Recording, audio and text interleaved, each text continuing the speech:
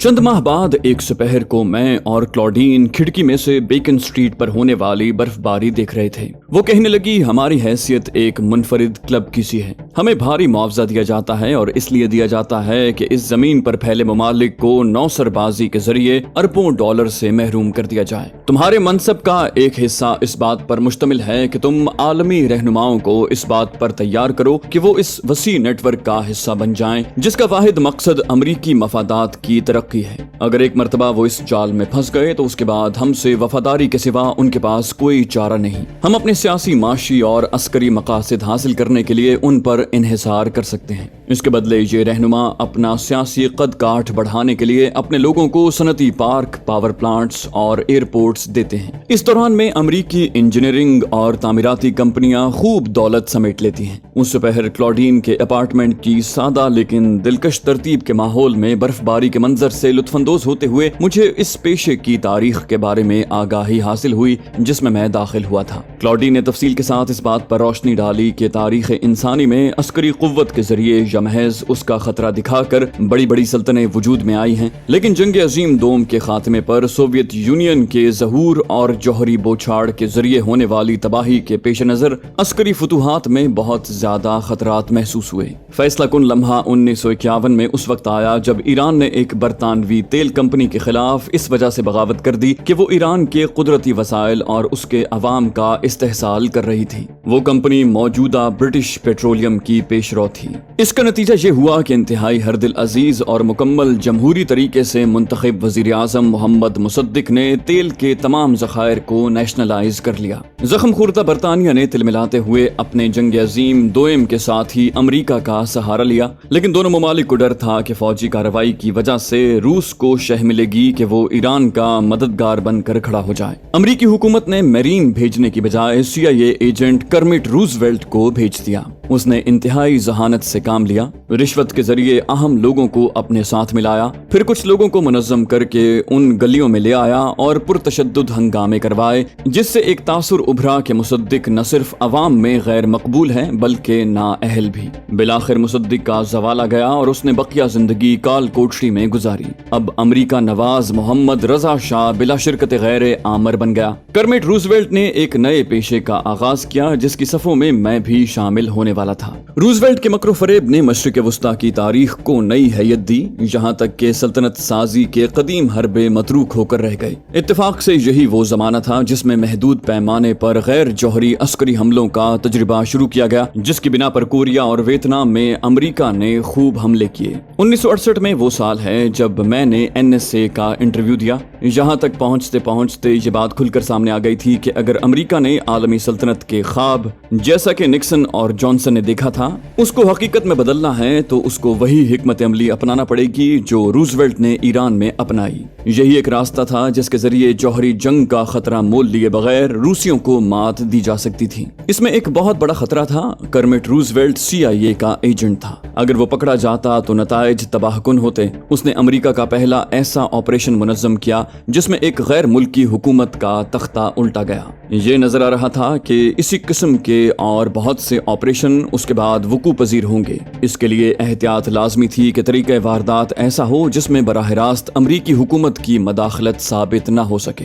दोस्तों, इन अल्फाज पर गौर कीजिएगा और अपने आस पास होने वाले हालात पर भी। मनसूबा साजों की खुशकिस्मती के 70 की दिहाई ऐसी थी जिसमें एक अनोखी किस्म के इनकलाब ने जन्म लिया, और वो था बैनुल अक़वामी कॉरपोरेशंस और कसीरुल अक़वामी इदारों वर्ल्ड बैंक और IMF का इंतहाई मुक़्तदर तंजीमों के तौर पर ज़हूर। दोनों इदारों में बुनियादी तौर पर अमरीका और हमारे यूरोपियन सल्तनत साज साथियों का सरमाया लगा हुआ है। बाहमी मफादात पर मबनी एक मखसूस किस्म का रिश्ता हुकूमतों, कॉरपोरेशंस और कसीरुल अक़वामी इदारों के दरमियान परवान चढ़ना शुरू हुआ। मैं जिस दौर में बॉस्टन यूनिवर्सिटी के बिजनेस स्कूल में दाखिल हुआ उस वक्त तक इन मसाइल का हल तलाश कर लिया गया था जो रूजवेल्ट CIA ताल्लुक से उभर सकते थे।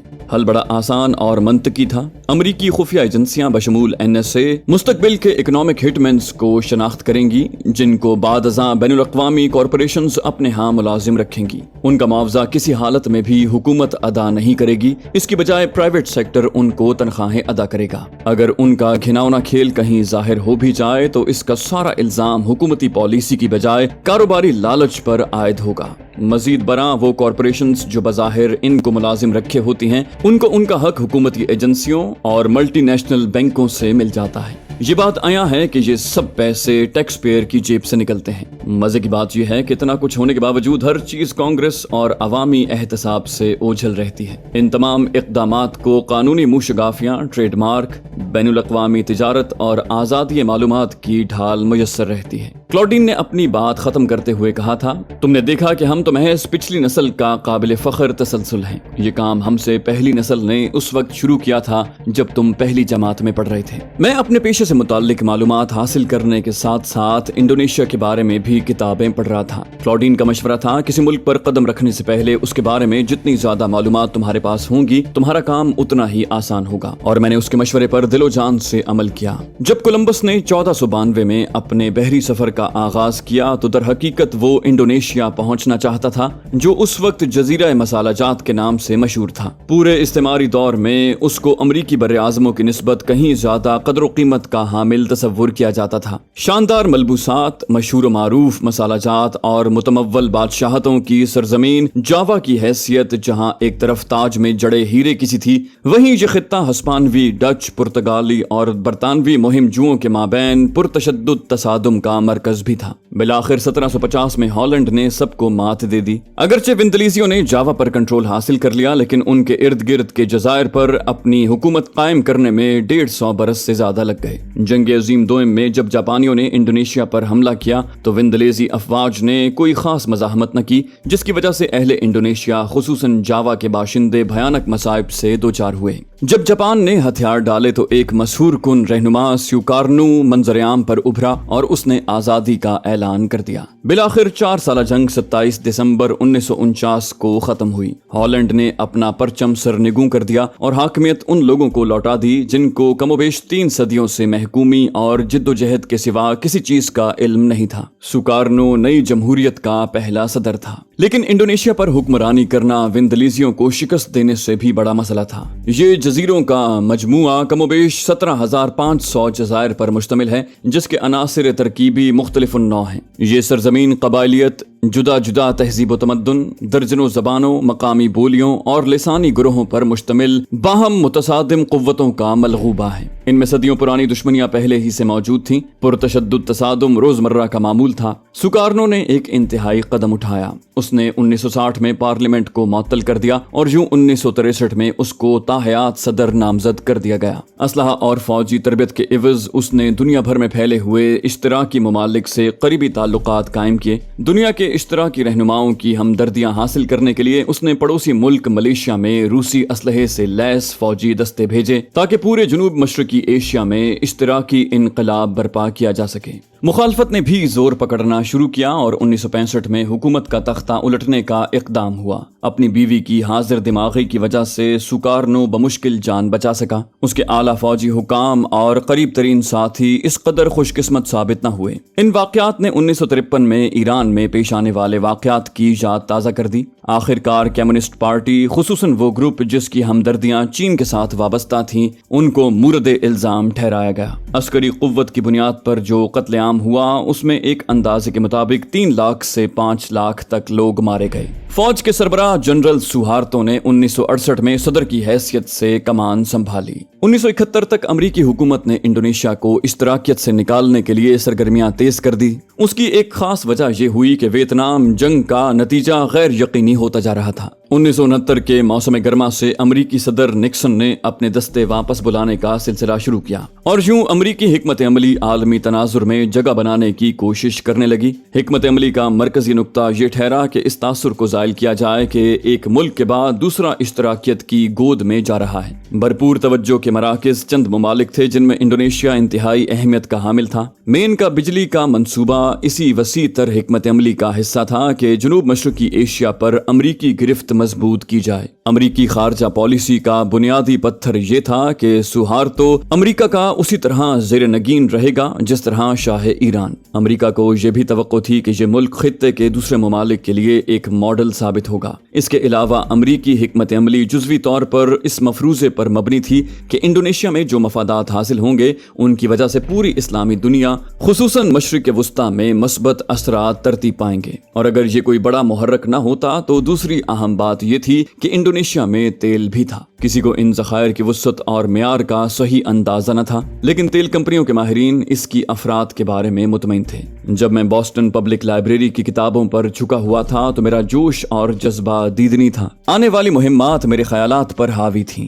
میں نے سوچا کہ مین کے لیے کام کرتے ہوئے میں پیس کور کے دہقانی طرز زندگی کو خیرباد کہہ کر ایک پرتعیش اور عالی شان طرز بود و باش میں داخل ہوں گا۔ میرا جو وقت کلاڈین کے ساتھ گزرا وہ گویا میرے ایک سہانے سپنے کی تعبیر تھی۔ یہ ناقابل یقین حد تک دلکش تھا۔ ایسا لگتا تھا کہ جو سزا میں نے لڑکوں کے اسکول میں رہ کر کاٹی تھی وہ جزوی طور پر میری زندگی سے فارغ ہو گئی۔ میری زندگی میں ایک بہت بڑی بات شامل ہو رہی تھی۔ این اور میرے تعلقات میں سرد مہری آتی جا رہی تھی۔ میرا اندازہ ہے کہ اس نے یقیناً محسوس کر لیا ہوگا کہ میں دو رخی زندگی بسر کر رہا ہوں۔ میں نے اپنے طور پر اس کا جواز یہ کھڑا کہ یہ اس آزردگی کا منطقی نتیجہ تھا کہ اس نے مجھے شادی کرنے پر مجبور کیا۔ بلا شبہ اس نے ایکواڈور میں پیس کور کے کٹھن حالات میں مجھے سہارا دیا اور میری دیکھ بھال کی۔ میرا رویہ اس کی طرف اسی قسم کا تھا جیسے کہ وہ اس انتظام کا تسلسل تھی جو میرے والدین کے سامنے ہتھیار ڈال دینے کی بنا پر وجود میں آیا۔ لیکن جب میں پیچھے مڑ کر دیکھتا ہوں تو یقین سے کہہ سکتا ہوں کہ کلاڈین سے میرے تعلقات کا اس میں اہم حصہ تھا۔ میں یہ بات این کو نہیں بتا سکتا تھا لیکن وہ خود سمجھدار تھی۔ بہرحال ہم نے فیصلہ کیا کہ ہم علیحدہ اپارٹمنٹ میں رہیں گے۔ میری انڈونیشیا روانگی سے ایک ہفتہ پہلے 1971 میں ایک روز میں کلاڈین کے گھر پہنچا تو دیکھا کہ چھوٹی سی کھانے کی میز انواع و اقسام کے پنیروں اور بیکری کی اشیاء سے بھری پڑی ہے۔ اس کے علاوہ شراب کی ایک عمدہ سی بوتل بھی تھی۔ اس نے میرے لیے جام صحت تجویز کیا۔ بولی تم کامیاب ہو گئے، اب تم ہم میں سے ایک ہو۔ وہ مسکراتے ہوئے بولی لیکن اس مسکراہٹ میں خلوص کا عنصر نہ تھا۔ ہم کوئی گھنٹہ آدھ گھنٹہ یوں ہی گپ شپ کرتے رہے۔ جب ہم شراب ختم کرنے والے تھے تو اس نے عجیب و غریب نظروں سے دیکھتے ہوئے کہا، ہماری ان ملاقاتوں کے بارے میں کسی سے بھول کر بھی تذکرہ نہ کرنا۔ اس کا لہجہ انتہائی شفاف تھا۔ اگر تم نے ایسا کیا تو میں تمہیں کبھی معاف نہیں کروں گی اور میں اس بات سے انکار کر دوں گی کہ میں تم سے کبھی ملی ہوں۔ اس نے مجھے بری طرح گھورا۔ شاید یہ پہلا موقع تھا کہ میں نے خطرے کی گھنٹی بجتی محسوس کی۔ میں نے صرف سرد مہری والی ہنسی پر اکتفا کیا۔ ہم دونوں کے باہمی تعلقات پر کسی قسم کی گفتگو تمہاری زندگی کو اجیرن بنا دے گی۔ میں ہکا بکا رہ گیا بلکہ خوفزدہ ہو گیا۔ بعد ازاں جب میں تنہا پروڈینشل سینٹر کی جانب پیدل جا رہا تھا تو اس پوری اسکیم کی عیاری کا اعتراف کرنا پڑا۔ حقیقت یہ ہے کہ ہمارا جتنا وقت بھی اکٹھا گزرا وہ اس کے اپارٹمنٹ میں گزرا۔ ہمارے تعلقات کے بارے میں کسی شہادت کا شائبہ تک بھی نہ تھا اور مین میں کوئی بھی کسی شکل میں اس میں ملوث نہ تھا۔ میں کسی حد تک اس کی دیانتداری کا بھی قائل تھا۔ اس نے مجھے اس طرح کا دھوکہ نہیں دیا جس طرح میرے والدین نے ٹلٹن اور مڈل بری کے بارے میں دیا۔ انڈونیشیا جہاں مجھے آنے والے 3 ماہ گزارنے تھے اس کے بارے میں میری سوچ بڑی تخیلاتی قسم کی تھی۔ چند کتابیں جو میں نے پڑھی تھی ان میں خوبصورت عورتوں کو بھڑکیلے لباس میں، حسین و جمیل رقاصاؤں کو، شامن ساحروں کو آگوں سے کھیلتے ہوئے اور دھواں اڑاتے ہوئے آتش فشانوں کے دامن میں زمرد رنگ پانیوں کے اندر کشتی رانی کرتے ہوئے جنگجوؤں کو نمایاں کر کے دکھایا گیا تھا۔ جو چیز سب سے زیادہ جاذب نظر تھی وہ سیاہ بادبانوں والے ہسپانی طرز کے قدیم جہاز تھے جن میں بدنام زمانہ بگی قزاق ان جزیروں کے سمندروں میں دندناتے پھرتے تھے۔ یہی وہ قزاق تھے جنہوں نے ابتدائی دور کے یورپین جہاز رانوں کو اس قدر خوفزدہ کیا تھا کہ جب وہ گھروں کو لوٹتے تو شریر بچوں کو یہ کہہ کر ڈراتے تھے، انسان بنو ورنہ بگی قزاق تمہیں لے جائیں گے۔ इन तस्वीरों ने मेरे दिल में हलचल सी मचा दी थी। इस मुल्क की तारीख और किस्से कहानियों में बास चीजों की सूरत गरी असल से भी कुछ बढ़ा चढ़ा कर पेश की गई थी। मसलन गजबनाक देवता, शोलाबार इफरीत, कबायली सुल्तान। इसके अलावा कदीम दास्तानें थीं जो हजरत मसीह अलैहिस्सलाम की विलादत से भी मुद्दतों पहले एशियाई पहाड़ी सिलसिलों को उबूर करते हुए, ईरानी सहराओं से गुजरते हुए और बहरे मुतवस्सत को पार करते हुए मजमूई तौर पर हमारे जहनों में जड़ पकड़ चुकी थी। इस मुल्क के जजायर के अफसानवी नाम जावा, सुमाट्रा, बोर्नियो, स्लावेसी, ये ऐसे नाम हैं जो इंसानी सोच को परागंदा करने के लिए काफी हैं। ये सरजमीन तसव्वुफ, मिथ और मसूर कुन हुस्न की सरजमीन है। ये नजरों से फिसल जाने वाला खजाना था जिसकी कोलंबस को तलाश थी लेकिन उसको कभी न पा सका। ये एक ऐसी शहजादी थी जिसके स्पेन, हॉलैंड, पुर्तगाल और जापान सभी रसिया थे लेकिन सभी तही दामन रहे। कितनों का ये महज ख्वाब और तखय्युल ही रहा। मेरी तवक्कुआत बहुत ज्यादा थी, गालिबन हर मुतजस्सिस के साथ ऐसा ही होता है, लेकिन कोलंबस की तरह मुझे भी अपने तखय्युलात में लचक पैदा करने का शऊर होना चाहिए था। मुझे इदराक होना चाहिए था, जरूरी नहीं कि मुकद्दर का सितारा उसी का चमके जिसके बारे में हम आस लगाए बैठे हों। खजाने बिलाशुबा इंडोनेशिया में थे लेकिन इसमें वो अमृत धारा न था जिसकी मैं उम्मीद लगाए बैठा हुआ था। दरहकीकत 1971 के मौसम गर्मा में इंडोनेशिया के खौलते हुए दारुल हुकूमत जकार्ता में मेरे इब्तदाई अय्याम इंतहाई अजियतनाक थे। हुस्न जमाल तो यकीनन वहाँ था। रंगारंग सैरांग में मलबूस खूबसूरत औरतें, फूलों से लदे फंदे, सरसब्जो शादाब बागात, दिलरुबा बाली रक्कासाएं, साइकिल रिक्शा जिनके अतराफ पर कौसे कज़ाह के रंगों में दिलकश मनाजिर की तस्वीर कशी की गई थी। इसके अलावा विंदलेजी इस्तेमार के वक्तों की बनी हुई हवेलियां और मीनारों वाली मसाजिद। इस शानो शौकत के पहलू ब पहलू इस शहर में बदनुमा और अलमनाक धब्बे भी थे। कोड़जदा मरीज जिन्होंने अपने टुंड मुंड बाजू फैलाए हुए थे जहां हाथ नाम की कोई चीज न थी। नौजवान लड़कियां जो चंद टकों के एवज जिस्म फरोशी पर तैयार थीं। विंदलेजियों के जमाने की बनी हुई आलीशान नहरें जो अब गंदे जोहड़ों में तब्दील हो चुकी थीं। घास फूस की झोंपड़ियां जो गलाजत से पुर स्याह दरियाओं के किनारे किनारे गंदगी के ढेरों के बीचों बीच बनी थीं और जिनमें पूरे पूरे खानदान रिहाइश पजीर थे। चीखते चिल्लाते हॉर्न और बदबूदार बुखारात। ये था जकार्ता, बैक वक्त खूबसूरत और बदनुमा, शाइस्ता और बेहुदा, रूहानी और मादा परस्त। इसी जकार्ता में मसालाजात और बागात से फूटती हुई मसूर कुन खुशबू और खुली गंदी नालियों से उठने वाले बदबू के भपकों के दरमियान बका की जंग बरपा थी कि गालिब कौन आता है। गुर्बत व अफलास का मुशाहिदा तो मैं इससे पहले भी कर चुका था। न्यू हैम्पशायर में मेरे चंद हम जमात ऐसे भी थे जो बोसीदा झोंपड़ों में रहते थे। सर्दियों के दिनों में जब दर्जा हरारत नुक्ता इन जमात से भी नीचे जाता, ये बेचारे पतली जैकेटों और फटे पुराने टेनिस शूज में स्कूल आया करते। उन्हें नहाए हुए अरसा गुजर जाता और उनके जिस्मों से बदबू के भपके उठते। मैं खुद एंडीज, एक्वाडोर दहकानों के साथ कच्चे झोंपड़ों में रहा जिनकी खुराक महज भुना हुआ गल्ला और आलू थे। वहाँ ऐसा लगता था कि एक नौज़ायदा बच्चा शायद ही अपनी सालगिरह का दिन देख सके। मैंने गुर्बत को बहुत करीब से देखा है लेकिन जो कुछ जकार्ता में देखा उसका तो मैंने कभी तसव्वुर भी नहीं किया था।